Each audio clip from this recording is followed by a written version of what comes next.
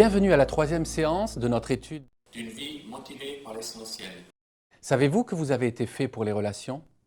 En fait, Jésus a un jour résumé toute la Bible en 2 phrases. Aimez Dieu de tout votre cœur et s'aimer les uns les autres.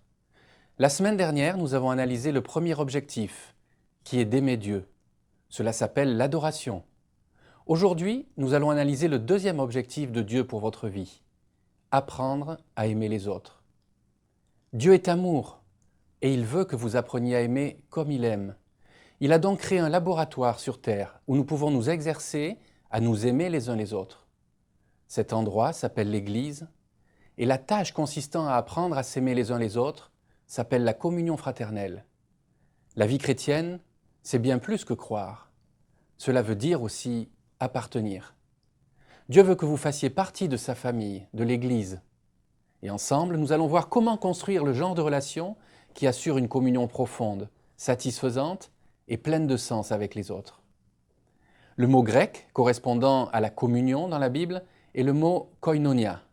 Et koinonia, ça veut dire que nous sommes engagés les uns envers les autres, comme nous le sommes envers Jésus-Christ. C'est cela la véritable communion fraternelle. Être engagés les uns envers les autres, comme nous le sommes envers Jésus-Christ. Comment pouvons-nous vivre une véritable communion? Une relation pleine de sens et une connexion profonde avec les autres gens? Heureusement, la Bible nous le dit. Elle nous donne des détails. La Bible dit dans 1 Timothée, chapitre 3, versets 14 et 15, « Je t'écris tout cela afin que tu saches par cette lettre comment te conduire dans la famille de Dieu. Cette famille, c'est l'Église du Dieu vivant. » Entourez le mot « comment te conduire ». C'est ce à quoi nous allons nous intéresser de plus près ensemble. Comment vivre dans la famille de Dieu? Comment développer et approfondir nos relations avec les autres croyants? Si vous avez une Bible, regardez dans Romains, chapitre 12, à partir du verset 9 jusqu'au 16, et lisez avec moi. Que l'amour soit sincère. Fuyez le mal avec horreur. Attachez-vous au bien. Que l'amour fraternel vous lie d'une mutuelle affection. Rivalisez d'estime réciproque. D'un zèle sans nonchalance, d'un esprit fervent, servez le Seigneur. Soyez joyeux dans l'espérance, patient dans la détresse, persévérant dans la prière. Soyez solidaires des saints dans le besoin. Exercez l'hospitalité avec empressement. Bénissez ceux qui vous persécutent, bénissez et ne maudissez pas. Réjouissez-vous avec ceux qui sont dans la joie, pleurez avec ceux qui pleurent. Soyez bien d'accord entre vous. N'ayez pas le goût des grandeurs, mais laissez-vous attirer par ce qui est humble. Ne vous prenez pas pour des sages.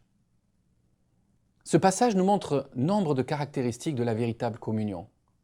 Dans notre étude d'aujourd'hui, nous n'avons le temps que d'en étudier 5. La première pierre angulaire pour la communion, c'est l'authenticité. La communion, c'est véritable. Les gens qui sont en communion ne portent pas de masque. Le verset 9 commençait ainsi « Que l'amour soit sincère ». Dans la version Louis II révisée, il est dit « Que l'amour soit sans hypocrisie, sans masque ». Le mot hypocrisie s'utilise pour les acteurs grecs qui portent un masque en scène. Ils vont en coulisses, mettent un autre masque et reviennent sur scène, et on les appelait des hypocrites ou hypocritos parce qu'ils ne cessaient de changer de masque. Il dit que l'amour ne porte pas de masque. Si nous voulons avoir une véritable communion, nous devons enlever les masques. Si vous voulez aimer les autres, vous devez être vous-même. Le problème, c'est que souvent nous ne nous rendons même pas compte que nous portons un masque. Dans la communion, vous partagez vos vrais sentiments. La Bible dit « Si nous marchons dans la lumière, comme il est lui-même dans la lumière, nous sommes mutuellement en communion. Si nous disons que nous n'avons pas de péché, nous nous séduisons nous-mêmes et la vérité n'est pas en nous. Nous ne trompons pas les autres lorsque nous portons un masque. Nous nous trompons nous-mêmes. Soyez authentiques et admettez où vous êtes faible, où vous avez des péchés, où vous avez tout gâché. La profonde intimité ne se produit pas dans l'obscurité, mais dans la lumière. Dans l'obscurité, nous cachons des choses. Nous ne voulons pas que les gens voient nos fautes, nos échecs, nos failles. Mais dans la lumière, nous sommes devant tout le monde et nous disons « Voilà qui je suis ». C'est ça l'authenticité. Et à la lumière de la vérité de Dieu, nous n'essayons pas de cacher nos fautes. Dans le cadre du ministère de guérison, nous avons un dicton. Vous êtes aussi malade que vos secrets. Avouer vos sentiments est le premier pas vers la guérison. C'est cela qui importe dans l'authenticité. Vous dites, voilà où j'en suis, et vous l'admettez. La façon la plus rapide de développer l'authenticité dans votre vie et dans votre groupe est la suivante. Étudiez et appliquez la parole de Dieu. Car la parole de Dieu est vivante et efficace, plus acérée qu'aucune épée à double tranchant. Elle pénètre jusqu'à la division de l'âme et de l'esprit, des jointures et des moelles.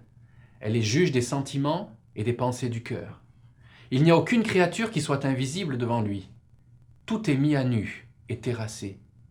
Ce n'est pas la psychologie populaire qui vous rend authentique. Ce n'est pas la thérapie psychologique qui vous rend authentique. Ce n'est pas la sentimentalité gâteuse qui vous rend authentique. C'est votre contact avec la parole de Dieu. Lorsque nous lisons la parole de Dieu et que nous la laissons toucher notre âme et que nous voyons où nous ne sommes pas à la hauteur et où nous devons grandir, cela nous force alors à être authentiques. La deuxième pierre angulaire pour construire une vraie communauté, des relations profondes et une communion forte et harmonieuse, c'est la courtoisie. Soyez courtois, soyez sensibles aux besoins. Au verset 10, il nous était dit que l'amour fraternel vous lie d'une mutuelle affection. Cette expression, l'amour fraternel, écrit en grec, est constituée de 2 mots accolés. Et c'est la seule fois dans le Nouveau Testament où il est employé. Cela veut littéralement dire une relation familiale. Il est dit que nous, en tant que croyants, nous devons avoir un amour familial. La communion se base sur la courtoisie, c'est-à-dire qu'en communion, nous faisons preuve de respect pour nos différences. En communion, nous faisons preuve de respect même lorsque nous ne sommes pas d'accord. Vous pouvez être en désaccord sans être désagréable. La Bible dit qu'il ne dénigre personne, mais qu'il soit au contraire conciliant, courtois, et qu'il fasse preuve d'une parfaite amabilité envers tous les hommes. Soyez courtois envers tous. Je vais vous raconter le petit secret honteux des petits groupes. Dans chaque petit groupe, il y a au moins une personne difficile. Je vais vous expliquer qui est cette personne difficile. Elle pense ou elle communique un peu différemment du reste du groupe. Ou elle a des besoins émotionnels particuliers et un manque d'assurance. Elle a peut-être des manies exaspérantes, peut-être des habitudes qui vous dérangent un peu. Elle est un peu originale, un peu faux-folle. Parfois, elle a tendance à dominer tout le groupe avec ses problèmes. Elle est peut-être d'un caractère un peu bourru. Ces gens difficiles, ce sont des PSG. Les personnes qui ont besoin d'un supplément de grâce. Et dans chaque groupe, il y a au moins une PSG. Alors, si personne ne vous vient immédiatement à l'idée, c'est qu'il s'agit probablement de vous. Un des problèmes communs que rencontrent les petits groupes, c'est la tendance à régler bien trop vite les problèmes des autres personnes, au lieu de les écouter tout simplement. Les hommes sont particulièrement visés. Nous nous prenons pour des sauveurs. J'ai appris cela en 25 ans de mariage avec Esther. Esther vient me voir avec un problème. J'avais pour habitude d'essayer de le régler immédiatement. Et avant même qu'elle n'ait fini ses phrases, je lui disais « Voici ce que tu devrais faire. Quel est ton autre problème ?» Et ça l'énervait toujours, ça l'agaçait. J'ai découvert que lorsque ma femme vient me voir avec un problème, elle ne cherche pas de solution, tout au moins pas au départ. Elle essaye juste d'y trouver une solution à voix haute. Elle veut simplement que je l'écoute, que je prenne en compte ses sentiments et que je dise « Waouh, ça c'est un problème. C'est vraiment un grand problème. Je ne crois pas que j'ai jamais vu un si grand problème. Si j'étais toi, je ne saurais pas comment résoudre ce problème. » Elle se sent alors aimée et prise au sérieux. Et je n'ai rien résolu. Elle ne veut pas que je résolve le problème à sa place. Elle veut que je l'écoute. Elle veut que je la prenne en compte. Elle ne veut pas que je brûle les étapes et que je sois monsieur Répartout. Alors, voici les clés. Premièrement, n'essayez pas de résoudre les problèmes trop rapidement. Deuxièmement, écoutez. Troisièmement, prenez en compte leurs sentiments. La troisième pierre angulaire pour la communion, c'est la réciprocité. Romains chapitre 12, verset 12 dit « Soyez joyeux dans l'espérance, patients dans la détresse, persévérants dans la prière. » La communion se base sur la réciprocité. La communion, cela veut dire que nous nous aidons les uns les autres à grandir. Ensemble, nous sommes plus forts. Vous ne pouvez pas être celui que Dieu veut que vous soyez sans les autres personnes autour de vous. La Bible dit dans Ecclésiaste au chapitre 4 « Car s'il tombe, l'un relève son compagnon. Mais malheur à celui qui est seul et qui tombe sans avoir un second pour le relever. La communion se base sur le principe que nous collaborons tous ensemble. Ensemble, nous sommes plus forts. Nous nous édifions les uns les autres en réciprocité. Il existe 3 composantes de la réciprocité. 1. L'encouragement mutuel. Un dimanche matin, j'ai vu la parfaite image de l'encouragement mutuel. Alors que je faisais ma prière de fermeture, une dame fondit en larmes. Elle sanglotait sans se contrôler, très très fort à 10 rangées environ du fond. Toutes les fibres de mon corps voulaient sauter de l'estrade et accourir vers cette dame, l'embrasser et prier avec elle. Mais alors, je me suis dit que si je faisais cela, les barrages allaient casser et il y aurait des centaines de gens qui se mettraient aussi à pleurer. C'est alors que je vis quelque chose de vraiment formidable se produire, qui en est un exemple. Tous les gens autour de cette dame, et c'était une nouvelle personne, nouvelle à Saddleback, elle ne connaissait personne, une femme célibataire, mais elle était entourée par d'autres personnes, et ils la couvrirent d'amour. Alors qu'elle était assise et qu'elle pleurait tant que toute l'église pouvait l'entendre, soudain tous les gens derrière elle, devant elle, se mirent à lui donner des tapes affectives sur le dos. Lorsque nous nous sommes tous levés à la fin, ils l'entourèrent et lui parlèrent. Et je me suis dit, ça, c'est l'église en action. Personne n'avait besoin de dire « Quelqu'un pourrait-il s'occuper de cette dame ?» Ce fut spontané, ce fut instantané. La clé, c'est de répondre immédiatement aux besoins des autres, en leur offrant le réconfort, l'encouragement et la prière. L'idée, c'est de les aider dans leur voyage spirituel. La deuxième composante de la réciprocité, c'est l'honneur mutuel. Romains chapitre 12, verset 10 déclare « Par honneur, usez de prévenance réciproque ». Avez-vous déjà joué au jeu du siège brûlant dans votre petit groupe? C'est un bon jeu. Vous prenez le nom de quelqu'un, d'une personne ou d'un couple de votre groupe, vous écrivez leur nom en haut d'un morceau de papier, puis vous faites circuler ce morceau de papier autour de la pièce. Et chacun écrit « Voici ce que j'ai appris à apprécier chez vous. Voici ce que j'ai appris à aimer chez vous. » C'est complètement anonyme et il suffit d'écrire quelques mots ou une phrase « Voici ce que j'ai appris à aimer chez vous. » Puis, lorsque vous l'avez fait, passer tout autour de la pièce, quelqu'un le lit à haute voix à cette personne. Troisièmement, la responsabilité mutuelle. En d'autres termes, vous devez trouver un partenaire spirituel dans votre groupe. Il vous faut quelqu'un que vous encouragez personnellement dans son culte personnel, sa foi et sa croissance spirituelle, et qui en fera de même pour vous. Il s'agit de quelqu'un que vous rencontrez tout seul, et vous vous engagez à vous vérifier mutuellement. Veillons les uns sur les autres pour nous inciter à l'amour et aux œuvres bonnes. Si vous trouvez un partenaire de prière qui vous tient responsable et que vous le tenez responsable, vous allez grandir plus vite que si vous n'avez personne qui vous encourage. La quatrième pierre angulaire pour construire une vraie communion, une vraie communauté, c'est l'hospitalité. Le verset 13, « Exercez l'hospitalité avec empressement ». Remarquez ce verset. Ils étaient chaque jour, tous ensemble, assidus au temple. Ils rompaient le pain dans les maisons et prenaient leur nourriture avec joie et simplicité de cœur. Entourez les mots « prenaient leur nourriture ». Remarquez qu'ils ne se contentaient pas d'aller au temple ensemble le dimanche, ou de rompre le pain ensemble, ou de se rencontrer en petits groupes. Ils mangeaient ensemble. Si vous voulez approfondir la communion de votre petit groupe, voici la clé. Invitez des gens à manger avec vous. Combien d'entre vous diraient que votre petit groupe se sent plus proche depuis que vous avez mangé ensemble? Combien d'entre vous diraient que votre petit groupe se sent plus gros depuis que vous avez mangé ensemble? La Bible dit « Fuis les passions de la jeunesse et recherche la justice, la foi, l'amour, la paix, avec ceux qui invoquent le Seigneur d'un cœur pur. » Si vous étudiez le ministère de Jésus, vous verrez qu'il enseignait souvent alors que les gens mangeaient. Pourquoi?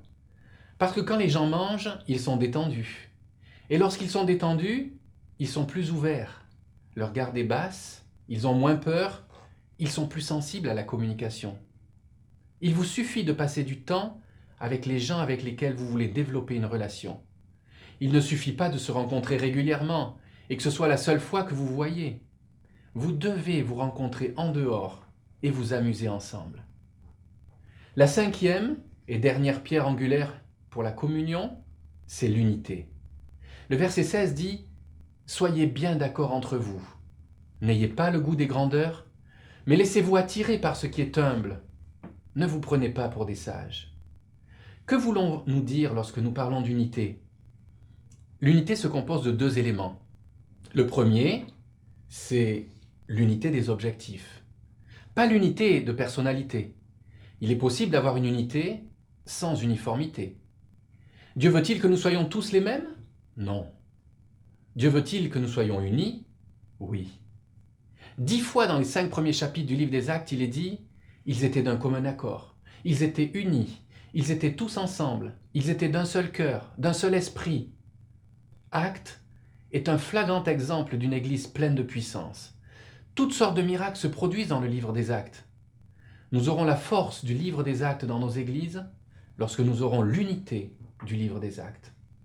Dieu peut laisser passer le manque de programme, le manque de bâtiments, le manque de talent. Mais il existe une chose que Dieu ne laissera pas passer, ce sont les dissensions ou les divisions. Quand une église est unie, elle a une énorme puissance. 1 Corinthiens chapitre 1 verset 10 dit « Frères, je vous supplie au nom de notre Seigneur Jésus-Christ, mettez-vous d'accord, qu'il n'y ait pas de division parmi vous. Soyez parfaitement unis, en ayant les mêmes façons de penser, les mêmes convictions. Entourés, même façon de penser, même conviction. » Le deuxième élément, c'est l'humilité. Nous devons comprendre que nous ne comprenons pas tout. L'humilité, c'est être prêt à admettre lorsque nous avons fait une erreur, parce que nous en faisons tous. L'humilité nous permet de dire les 5 mots les plus difficiles. J'ai besoin de ton aide. Les 2 mots les plus difficiles également. J'avais tort. Pardonne-moi. Pourquoi l'humilité est-elle si importante? Jacques, chapitre 4, dit « Car Dieu résiste aux orgueilleux, mais il fait grâce aux humbles. » Je ne sais pas ce que vous en pensez, mais j'aimerais avoir la grâce de Dieu dans ma vie. Pas vous? La plupart d'entre nous pouvons dire que nous voulons quotidiennement la grâce de Dieu dans notre vie. D'où provient-elle? Elle provient de l'humilité de notre vie. Elle vient lorsque nous comprenons que nous avons besoin de la grâce de Dieu dans notre vie. Comment s'y prendre? C'est une chose de parler d'humilité. Ça nous arrive sans arrêt. Nous savons tous qu'elle devrait faire partie de notre vie. Mais c'en est une autre de la pratiquer. Comment vivez-vous? Faites-vous preuve d'humilité dans un petit groupe, dans votre relation avec les autres gens? 1. Vous le faites en acceptant la faiblesse des autres. Vous n'attendez pas des autres qu'ils soient parfaits parce que vous ne l'êtes pas vous-même. Vous acceptez le fait qu'ils ont des faiblesses comme tout le monde. En les acceptant, en dépit de leurs faiblesses, vous faites preuve d'humilité envers eux. 2. Vous en faites preuve en comprenant que vous possédez aussi nombre de faiblesses dans votre vie. Pas quelques-unes. Nous avons tous beaucoup de faiblesses. Il existe 5 pierres angulaires pour la vraie communauté. Chacun d'entre nous les veut. Nous désirons un endroit où nous pouvons faire part de nos vrais sentiments. C'est l'authenticité. Respecter les différences, c'est la courtoisie. Nous encourager réciproquement à grandir spirituellement, c'est la réciprocité. Passer du temps ensemble et apprendre à nous connaître, c'est l'hospitalité. Et où nous trouvons le soutien pour notre objectif et où on nous accepte en dépit de nos faiblesses, c'est l'unité. Dans quelques minutes, vous aurez le temps d'en parler. Pour l'instant, finissons par une prière. Je te remercie, Père Céleste, parce que tu as conçu un plan pour chacun d'entre nous, et dans ce plan, il n'y avait pas de place pour la solitude et pour le fait que nous soyons seuls, mais tu as pourvu à une famille pour nous. Non pas une structure, non pas quelque chose de rigide, mais un endroit où nous pouvons expérimenter la communion, nous retrouver, être authentiques, nous encourager, nous édifier, nous fortifier, être dans l'unité. Et je te remercie parce que je sais que c'est le plan que tu as pour chacun d'entre nous. Je te prie afin que chacun de ces participants puisse expérimenter cette dimension que tu as conçue pour également leur vie, dans le nom de Jésus. Amen. Merci d'avoir partagé cette session avec nous. Je pense qu'il est maintenant temps de fermer les magnétoscopes et de rentrer ensemble dans ces moments de discussion.